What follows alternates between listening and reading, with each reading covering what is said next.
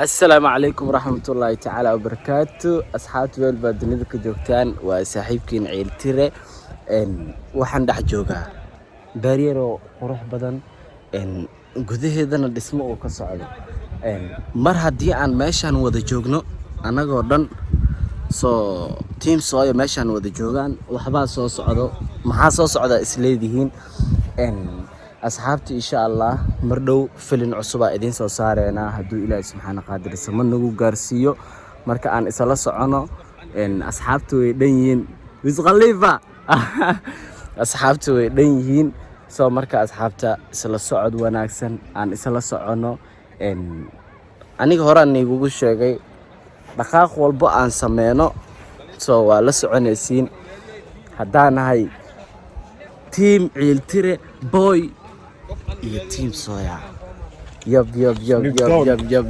Wiz-Khalifa حيسا Wiz-Khalifa بيت محل هذا والله بيركل إلا به والله يا بيركل إلا به والله عادي عادنا هذه أنت بوش هتلاقي لسه متخانة أيوه والله جيلك يحرنا لها فيلم صوت نكور والله فيلم شبلازة الله صوت شبلازة شانا بقى ما وجهي كسارك أي يعني وضع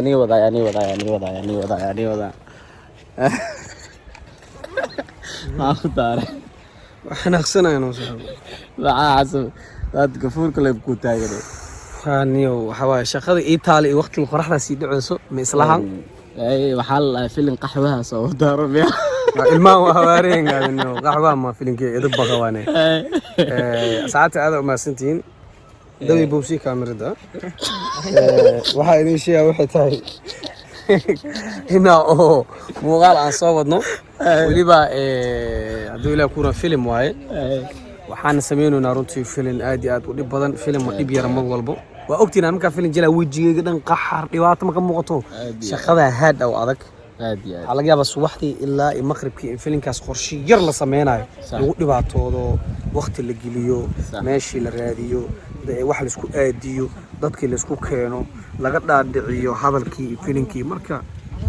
dibkeena ma yaro idin raaxa ku daawatiin laakiin anaga ku qanacsan inaan idin shaqeeyno guys muhiimadu waxa waa dhiirigelin fara badan la idin keeno aad ma sintiin cuntir soo dhawaad filimkan gobolo fara badan lagu soo sameeyay Kismaayo Cadde ee kamid tahay marka asxaabta aan isla socono ma fiiro soo kana shubka ninka kaliya afgooy ugu weyn maxaa dhacay خير سيدي على ذيني تمعل ترباي صب سيدي على One look, the heat is rising, and I've been cold for so long. One touch and we're igniting, setting fire to it all. You know these places